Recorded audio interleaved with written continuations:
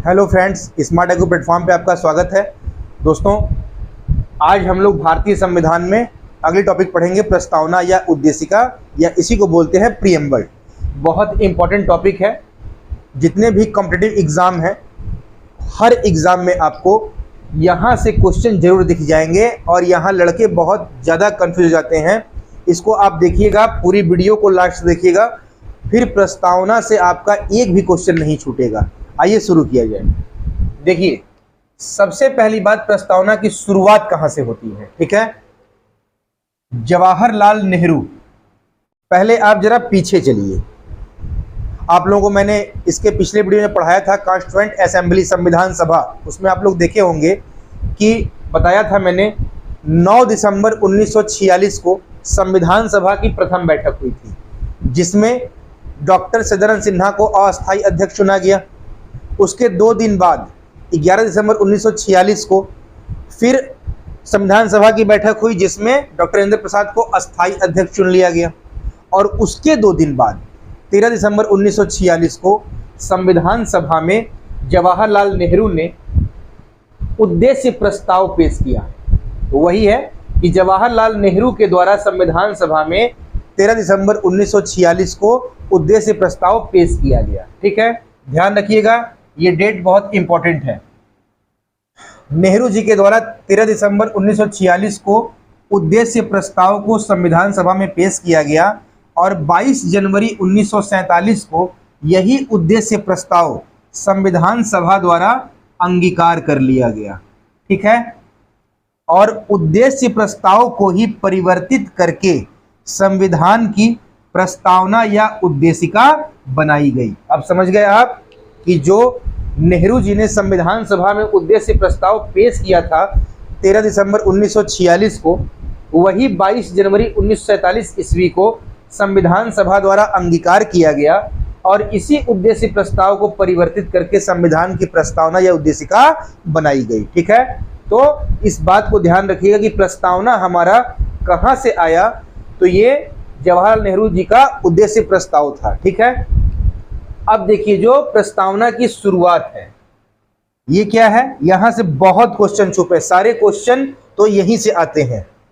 हम भारत के लोग, भारत को, मैं एक बार आपको प्रस्तावना पूरा पढ़ के सुनाता हूं, फिर आप समझिएगा और एक 1 बाय 1 उससे जितने क्वेश्चन बनेंगे फिर मैं सब समझाऊंगा। आइए देखिए, स्टार्ट कहां से होता है। हम भारत के लोग भारत को एक संपूर्ण प्रभुत्व संपन्न, समाजवादी, पंथ निरपेक्ष, लोकतंत्रात्मक गणराज्य बनाने के लिए तथा उसके समस्त नागरिकों को सामाजिक, आर्थिक और राजनीतिक न्याय, विचार अभिव्यक्ति, विश्वास, धर्म और उपासना की स्वतंत्रता, प्रतिष्ठा और अवसर की समता प्राप्त कराने के लिए तथा उन सब में व्यक्ति की गरिमा और राष्ट्र की एकता और अखंडता सुनिश्चित करने वाली बंधुता बढ़ाने के लिए दृढ़ संकल्प होकर अपनी इस संविधान सभा में आज तारीख 26 नवंबर 1949 ईस्वी को एतद द्वारा इस संविधान को अंगीकृत, अधिनियमित और आत्मार्पित करते हैं। ये हमारे भारतीय संविधान की प्रस्तावना है। ठीक है, अब देखिए, इसमें कई तरह के क्वेश्चन बनते हैं जो समझने वाले हैं। सबसे पहली बात ध्यान रखिएगा कि इस दिन हमारा संविधान बनकर तैयार हो गया 26 नवंबर 1949 को। ठीक है, और ध्यान रखिएगा लागू कब हुआ है, 26 जनवरी 1950 को। संविधान बनके तैयार हो गया 26 नवंबर 1949 को, इसीलिए 26 नवंबर को हम लोग विधि दिवस के रूप में मनाते हैं और 26 जनवरी 1950 को भारत का संविधान लागू हुआ। ठीक है, तो संविधान संशोधन 42वां जो है 1976 में जो हुआ था, भारत के संविधान की जो प्रस्तावना है उसमें 3 शब्द जोड़े गए। किस संशोधन के जरिए, 42वां जो अमेंडमेंट हुआ, 42वां अमेंडमेंट, 42वें संविधान संशोधन 1976 के द्वारा प्रस्तावना में समाजवादी, पंथ निरपेक्ष और अखंडता शब्द बाद में जोड़े गए। मतलब 1976 में जब 42वां संशोधन किया गया, क्या समाजवादी, पंथ निरपेक्ष और अखंडता, याद रखिएगा, मोस्ट इंपॉर्टेंट है, हर एग्जाम में क्वेश्चन आते हैं। अब जरा बात को समझिएगा, यहां से 2 क्वेश्चन मिलेंगे आपको। मूल उद्देशिका में भारत को संपूर्ण प्रभुत्व संपन्न लोकतंत्रात्मक गणराज्य बनाने का संकल्प लिया गया था।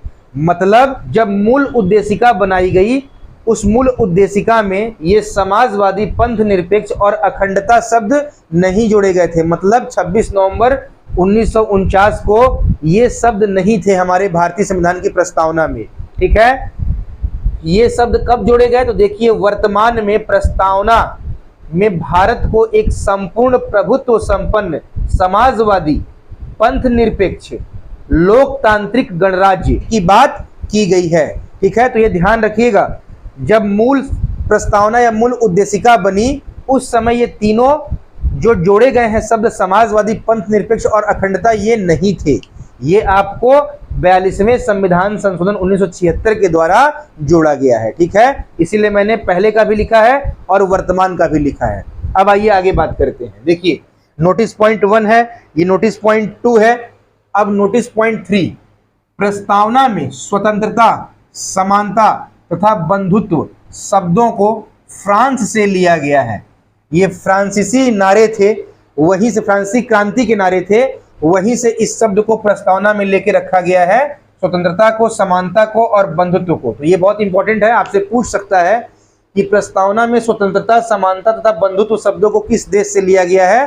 तो फ्रांस से लिया गया है, जो फ्रांसीसी क्रांति के नारे से प्रेरित था। ठीक है, बंधुत्व शब्द प्रस्तावना तथा, जो ये बंधुत्व आप देख रहे हैं, ये प्रस्तावना में भी है और अनुच्छेद 51A के तहत जो फंडामेंटल ड्यूटी है, मूल कर्तव्य, वहां भी ये वर्णित है। तो ये दोनों जगह है, जो बंधुत्व शब्द है ये प्रस्तावना में भी है और आपके मूल कर्तव्य में भी वर्णित है। इसको भी ध्यान रखिएगा, पूछ सकता है। ठीक है, अगला, प्रस्तावना में जो भारत शब्द है, अपने भारत देश का नाम, इस शब्द का प्रयोग 2 बार किया गया है, जो कि पहली लाइन में ही है। देखिए, हम भारत के लोग, भारत को एक संपूर्ण प्रभुत्व संपन्न, तो भारत, भारत, प्रस्तावना में भारत शब्द का प्रयोग 2 बार, जो कि पहली लाइन में ही है। ठीक है, अब बात समझे, ये नोटिस पॉइंट थे, यहां से क्वेश्चन आते हैं, इसको ध्यान रखिएगा। आइए अब जरा प्रस्तावना का स्वरूप देखा जाए। ठीक है, प्रस्तावना में से संविधान के स्रोत हैं और ये मैं लिखा हूं हम भारत के लोग या जनता। अब जरा यहां समझिएगा, अगर आपसे क्वेश्चन करें कि भारत में सबसे सर्वोच्च कौन है, सबसे ऊपर कौन है, तो आप बताएंगे हमारा संविधान।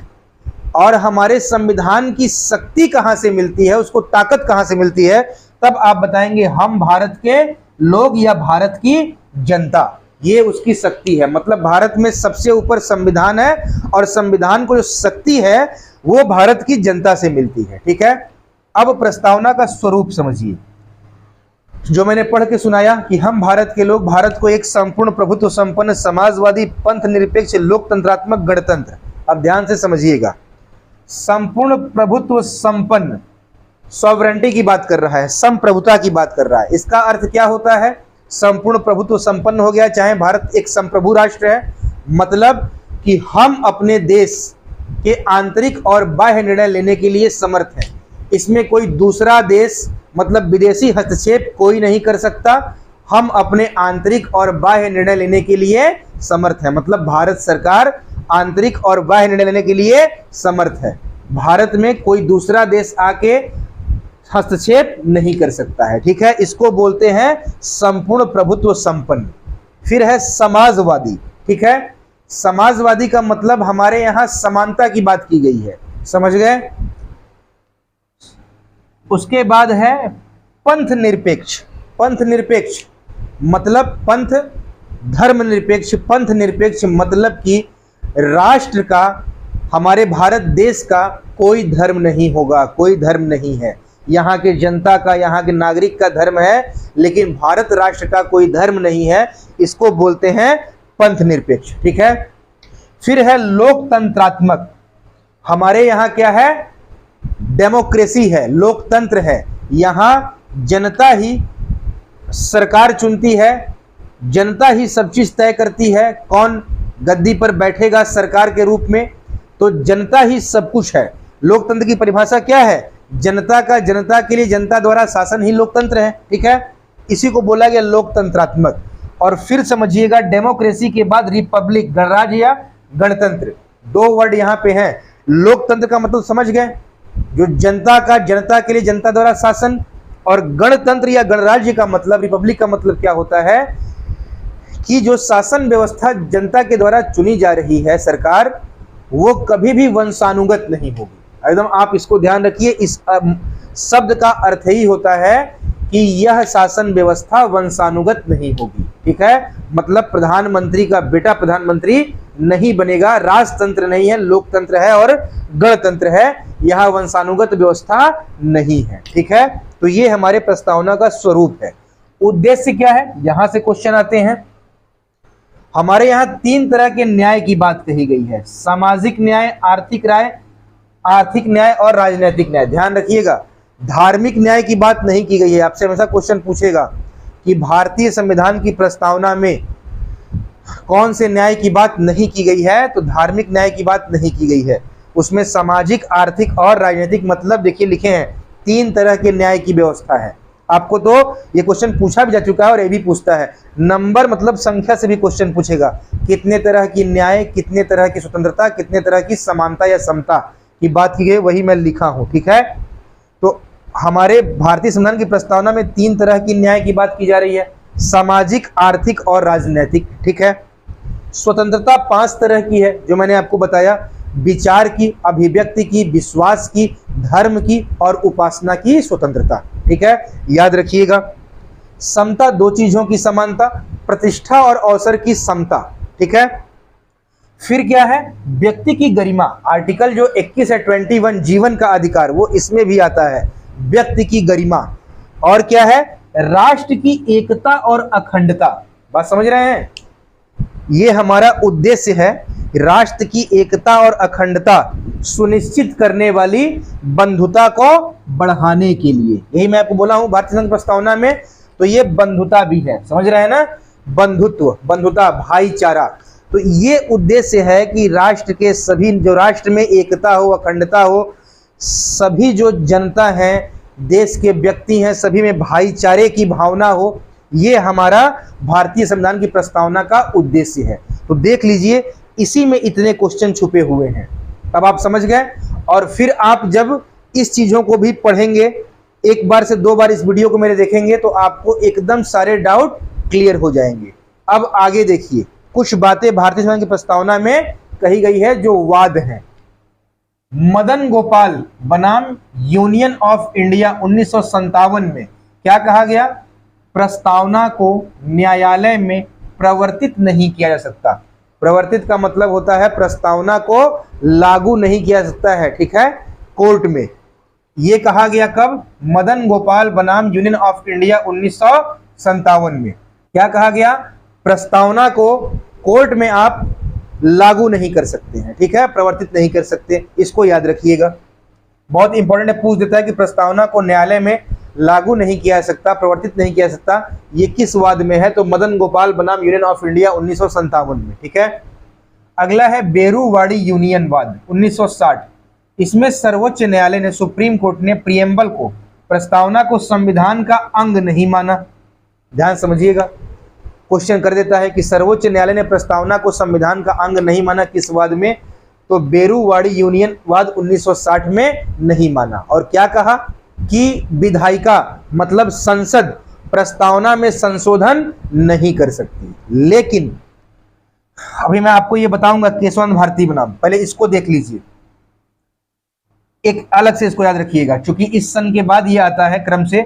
गोलखनाथ बनाम पंजाब राज्य 1967 के प्रकरण में उद्देशिका को संविधान की मूल आत्मा कहा है।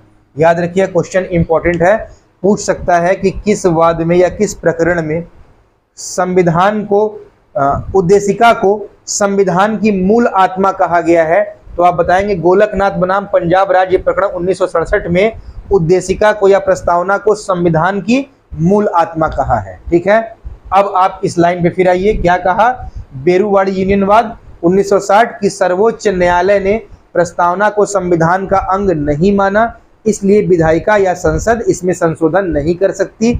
लेकिन केशवानंद भारती बनाम केरल राज्यवाद 1973, इसमें कहा गया कि प्रस्तावना संविधान का अंग है, इसलिए विधायिका या संसद इसमें संशोधन कर सकती है, ये ध्यान रखिएगा। और केशवानंद भारती बनाम केरल राज्य विवाद 1973 में ही सुप्रीम कोर्ट ने मूल ढांचा का सिद्धांत दिया, थ्योरी ऑफ बेसिक स्ट्रक्चर, कि प्रस्तावना को संविधान का मूल ढांचा माना। समझ गए? प्रस्तावना को क्या कहा कि संविधान का मूल ढांचा है, इसमें संशोधन कर सकते हैं लेकिन नकारात्मक नहीं, सकारात्मक रूप में। ठीक है, इसके मूल ढांचे में कोई परिवर्तन नहीं किया जाएगा। तो ये हमारा पूरा भारतीय संविधान की प्रस्तावना से बनने वाले क्वेश्चन थे। आइए एक बार रिकॉल कर लीजिए। नेहरू जी द्वारा संविधान सभा में 13 दिसंबर 1946 को उद्देश्य प्रस्ताव पेश किया गया। 22 जनवरी 1947 को यही उद्देश्य प्रस्ताव संविधान सभा द्वारा अंगीकार किया गया और इसी उद्देश्य प्रस्ताव को परिवर्तित करके संविधान की प्रस्तावना या उद्देशिका बनाई गई। फिर आपको मैंने बताया कि हम भारत के लोग भारत को एक संपूर्ण प्रभुत्व संपन्न समाजवादी पंथ निरपेक्ष लोकतंत्रात्मक गणतंत्र बनाने के लिए आपको मैं पूरा समझाया। और 26 नवंबर 1949 को हम अपने संविधान को अंगीकृत, अधिनियमित और आत्मार्पित करते हैं। फिर जो ये वर्ड जुड़ा है समाजवादी पंथ निरपेक्ष अखंडता, ये 42वें संविधान संशोधन 1976 के द्वारा प्रस्तावना में जोड़े गए। मूल उद्देशिका में ये तीनों शब्द नहीं थे, लेकिन वर्तमान में 1976 से ही अब तक वर्तमान में ये प्रेजेंट टाइम में अब क्या है, भारतीय संविधान की प्रस्तावना में ये तीन शब्द जोड़ दिए गए, समाजवादी पंथ निरपेक्ष और अखंडता। आप देख लिए कब। फिर जो प्रस्तावना है उसमें स्वतंत्रता, समानता तथा बंधुत्व शब्दों को फ्रांस से लिया गया है, जो फ्रांसीसी क्रांति के नारे से लिया गया है। फिर जो बंधुत्व शब्द है ये प्रस्तावना में भी है और मूल कर्तव्य में भी है, ये दोनों जगह वर्णित है। ठीक है, प्रस्तावना में जो भारत शब्द है उसका प्रयोग 2 बार हुआ है और पहली लाइन में ही हुआ है, हम भारत के लोग भारत को, तो भारत और भारत ये भी ध्यान रखिएगा कि प्रस्तावना में अपने भारत शब्द का प्रयोग 2 बार और ये पहली लाइन में ही है। फिर आपने प्रस्तावना के स्वरूप को देखा, स्रोत को देखा, उद्देश्य को देखा, ये ध्यान रखिएगा। सबसे ऊपर संविधान है, उसकी शक्ति भारत की जनता है, स्वरूप ये है आपके, उद्देश्य में न्याय 3 तरह के, स्वतंत्रता 5 तरह की, समता 2 तरह की, ये ध्यान रखिएगा। उसके बाद फिर ये तीनों वाद हैं, किस किस में संविधान की प्रस्तावना को क्या क्या कहा गया, क्या इसमें किया गया। ठीक है, अब कुछ जरा इनसे संबंधित बातें हैं कि प्रस्तावना को किसने क्या कहा, ये भी सुन लीजिएगा तो नोट कर लीजिएगा। ठीक है, जैसे भारतीय संविधान की प्रस्तावना को संविधान की आत्मा कहा गया है। ठीक है, अब ध्यान से समझिएगा, यहां बहुत लोग गलती कर जाते हैं। जब आपसे क्वेश्चन करे भारतीय संविधान की कुंजी या आत्मा किसे कहते हैं, तो आप बताएंगे प्रस्तावना को। लेकिन जब पूछे कि डॉक्टर भीमराव अंबेडकर के अनुसार भारतीय संविधान की आत्मा कौन है, तब आप प्रस्तावना मत कह दीजिएगा। तब जो आर्टिकल 32 है संवैधानिक उपचारों का अधिकार, उसको डॉक्टर भीमराव अंबेडकर ने भारतीय संविधान की आत्मा कहा है। ठीक है, कि भारतीय संविधान की आत्मा कौन है, अनुच्छेद 32 संवैधानिक उपचारों का अधिकार, डॉक्टर भीमराव अंबेडकर के अनुसार। इस चीज को ध्यान रखिएगा। ठीक है, दूसरी बात, अब फिर प्रस्तावना को किसने कहा, लाइन से सुनते रहिए और लिखते रहिए। के.एम. मुंशी ने, जो के.एम. मुंशी थे, उन्होंने प्रस्तावना को राजनीतिक जन्म पत्री कहा है। दूसरे नंबर पर सुभाष कश्यप ने कहा है कि संविधान शरीर है तो प्रस्तावना उसकी आत्मा, प्रस्तावना आधारशिला है तो संविधान उस पर खड़ी अट्टालिका, ये सुभाष कश्यप ने कहा है। नंबर तीसरा, भीमराव अंबेडकर ने संविधान को एक पवित्र दस्तावेज कहा है। ध्यान रखिएगा, प्रस्तावना को नहीं, भीमराव अंबेडकर ने संविधान को एक पवित्र दस्तावेज कहा है। जो एम.एन. पालकी वाला है, उन्होंने प्रस्तावना को भारतीय संविधान का परिचय पत्र कहा है। और अल्लादी कृष्णा स्वामी अय्यर ने प्रस्तावना को दीर्घकालिक सपनों का विचार कहा है। ठीक है, तो ये बहुत इंपॉर्टेंट था जो मैंने बताया कि किसने प्रस्तावना को क्या कहा, इसको लिख लीजिएगा सुन के। और इस वीडियो को 1 से 2 बार देखिएगा तो मैं उम्मीद करता हूं कि प्रस्तावना आपको एकदम बढ़िया से कंठस्थ हो जाएगा। और प्रस्तावना में जो छोटी छोटी बातें कहाँ पे क्या क्या हैं जो आप पढ़े, वो सारी चीज़ आप समझ जाएंगे। फिर देखिएगा इस टॉपिक से एक भी क्वेश्चन आपका नहीं छूटेगा एग्जाम में। ठीक है दोस्तों, आप मेरी वीडियो को ऐसे ही लाइक करिए, कमेंट करिए, सब्सक्राइब करिए चैनल को, और जितने भी आपके ग्रुप हैं तो अपने दोस्तों को फॉरवर्ड करिए। फिर मिलते हैं जल्द ही। Thank you so much.